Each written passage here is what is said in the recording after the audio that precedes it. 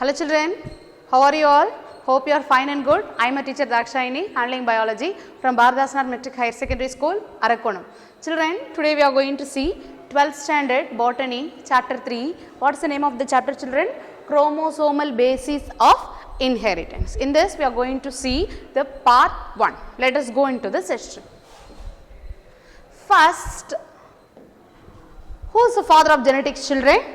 Yes, Gregor Johann Mendel. So, Mendel, he was considered as a father of genetics, and he was the first person who proved that the inheritance of characters from one generation to the another generation. While he was examining the pea plant, he proved the transmission of characters from parents to the next generation.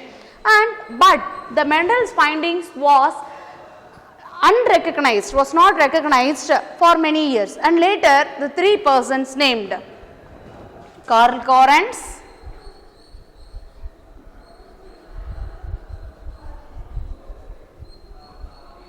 Schermach,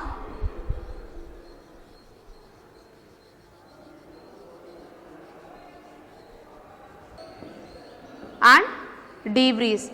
These three persons, they reworked on the Mendel's principle, and later by the invention of microscope they proved that at the time of cell division, right, what happens, the characters get transmitted. So while examining the cytologist, who is a cytologist children? Who studied the cell structure, we call them as cytologists. They observed the cell division by using the microscope, and later it was found that our nucleus, especially in the eukaryotic organisms, at the time of cell division they possess the worm shaped structures. They possess the worm shaped structures called as chromosomes.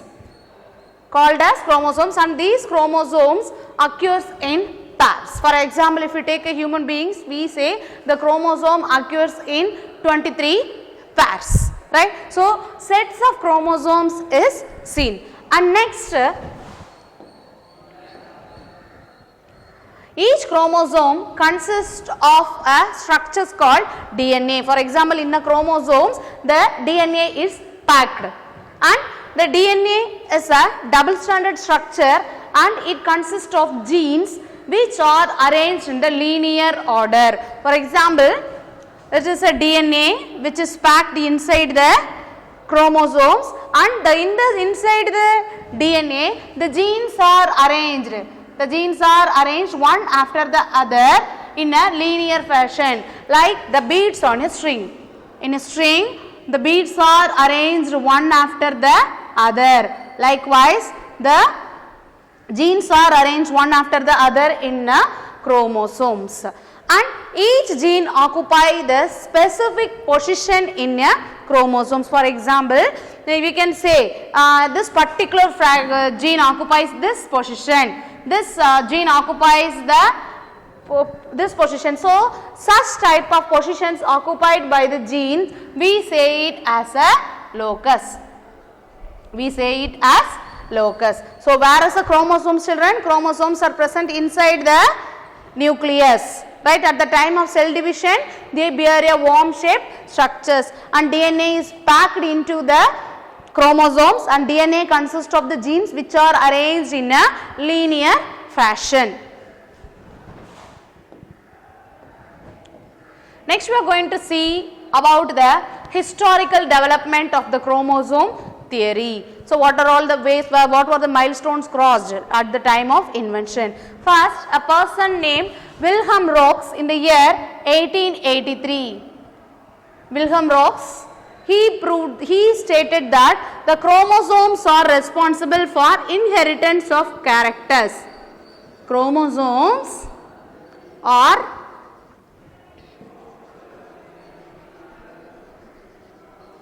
responsible for inheritance of characters, that is the transmission of characters from one generation to another generation. So he was the first person in the year 1883 to prove the chromosomes are responsible for transmitting any character from a parent to the children. Next the person Montgomery in the year 1901. Montgomery in the year 1901. He identified the distinct pairs of chromosomes and he stated that only at the time of meiosis, a paternal and maternal chromosomes undergo pairing. Paternal and maternal. What is paternal and maternal, children? Paternal means the chromosomes from the father. And the maternal is the chromosomes from the mother. So he stated that only at the time of meiosis cell division, the paternal and the maternal chromosomes get fused and undergoes cell division. Next, two famous personalities, Sutton and Boveri, right? They both were the persons who described the chromosomal theory of inheritance. Let us see the principles of chromosomal theory of inheritance later. So first, Boveri, he was a person who proved that the chromosomes, and he played a very important role in forming the chromosomal theory, and he described the nature of the chromosomes. And later Sutton in the year 1902, Sutton proved the parallelism between the Mendelian characters and the chromosomal theories. For example, he wanted to compare the findings of Mendel as well as the latest inventions after the invention of the microscope. So Sutton was a person who identified the parallelism between Mendelian characters, between the Mendelian factors and chromosomal theory or the chromosome. So now let us see the findings of Sutton. The first one is that Mendel, at the time of Mendel's, it was not called as genes, he named it only as a factors. So according to him, from the Mendelian characters, the alleles also occurs in pairs. For example, while he was examining the tall and dwarf plant, the alleles also occurred in pairs. For example, tall, we will write capital T, small t for dwarfness. So alleles occurred in pairs. Likewise, same in the chromosomal theory of inheritance also, chromosomes occurs in pairs, right? Yes, chromosome occurs in, for example, chromosome 1 like this. Chromosome 1 occurs in pairs, chromosome 2 occurs in pairs. So this is the similarity between the Mendelian factors and the chromosomal theory. And likewise, here the alleles get separated at the time of gamete formation, right? Yes. What happens, children? In the F1 generation, what happens? From the capital T gets separated. Likewise, small t gets separated. And here also, at the time of cell division, the chromosomes get separated. Right, from the pair, they become individual chromosomes. So this is a parallelism, this is a similarity between the Mendelian factors and the chromosomal theory of inheritance.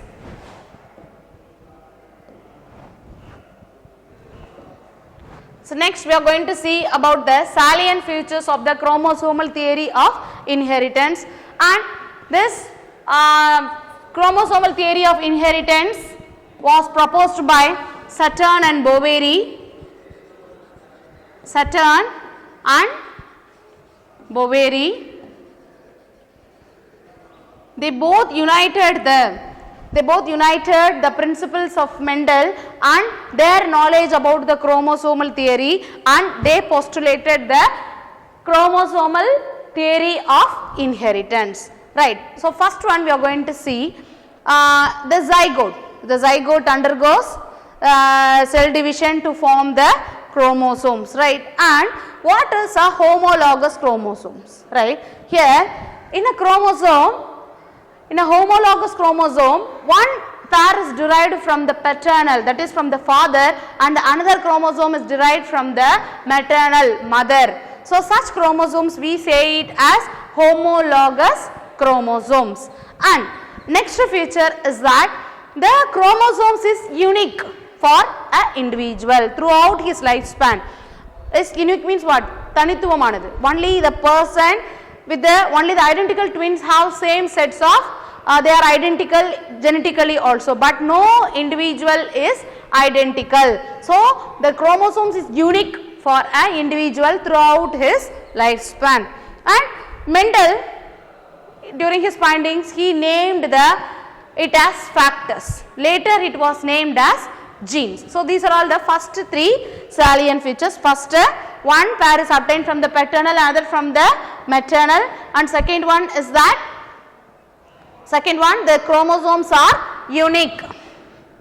The chromosomes are unique for an individual throughout his lifespan.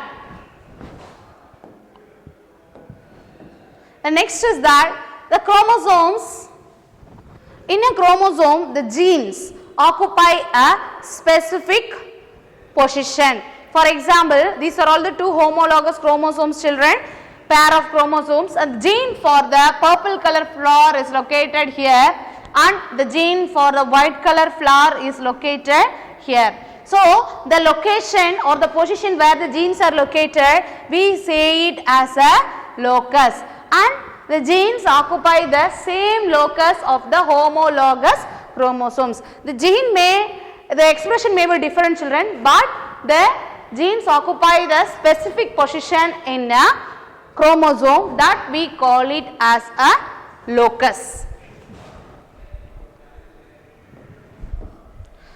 So now we are going to discuss about the comparison between the gene and the chromosome behavior, right. So first one is that alleles, right. Always what we say, alleles of a genotype, they occupy the same locus. For example, chromosome 1, chromosome 2, chromosome 3. Chromosome 1, both the pairs are homologous to each other. Likewise, chromosome 2 homologous chromosomes and 3 is also homologous. They are similar to each other. Now we are going to see the alleles. The alleles occupy the specific position, and let us name the allele as capital A or small a. In this, a capital A and then small a. And later, at the time of meiosis in the S phase is a synthesis phase. During the S phase, that is at the interphase stage, what happens? The alleles replicate themselves like AA or small a. The replication of the alleles takes place, and later on at the anaphase 1, at the meiosis cell division, anaphase 1, what happens? The chromosomes get separated. So while the chromosomes get separated, the allelic pairs also get separated. That is, one chromosome possesses capital A and the another chromosome possesses small a and small a. The alleles get separated, and later during the cell division in the stage anaphase 2, what happens? The chromosomes undergo cell division and form the sister chromatids, and each sister chromatids carry the individual allele. So what are all the alleles carried, children? It may be capital A, and another 4 chromosomes carry small a and small a. So this is a comparison between the gene and the chromosomal behavior. Now we are going to see the number of chromosomes. In a plant species, which plant possesses the largest number of chromosomes and which plant possesses the least number of chromosomes. So first one is Adas tongue fern.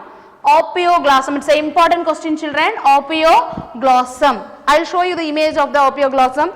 So it possesses the largest number of chromosomes, that is 1262. Next, horsetail. Horsetail ecosystem we studied in the ferns, right? So it possesses the number of chromosomes is 216. Giant sequoia.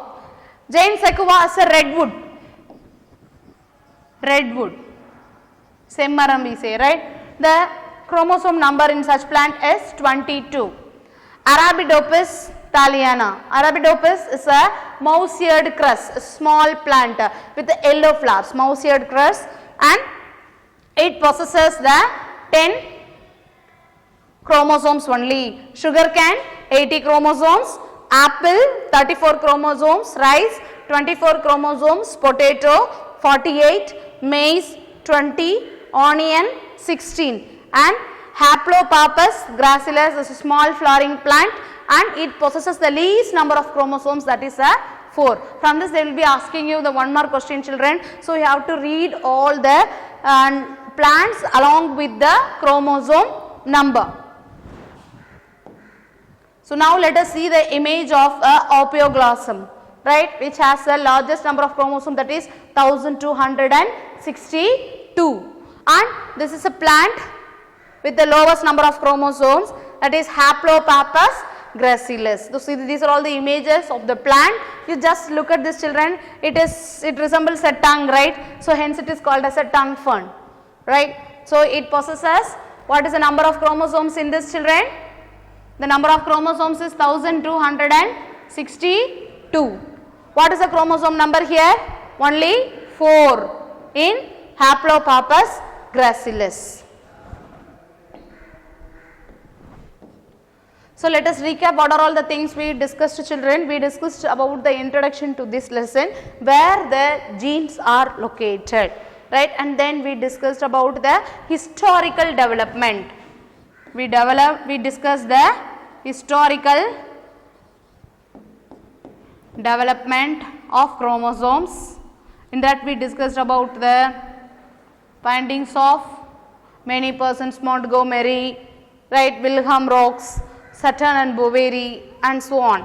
And after this we discussed about the chromosomal salient features of chromosomal theory of inheritance, and later we compared the chromosomal behavior of the gene, and later we also discussed about the parallelism between the Mendelian factors as well as the chromosomes, right, and later on we discussed about the number of chromosomes, the plants with the largest number of chromosomes and with the least number of chromosomes. This is a assessment given related to this topic, children. Just go through it. With this session comes to an end. In the description we have attached the study material, assessment and question bank for this lesson. Go through it. Thank you, children. Have a nice day.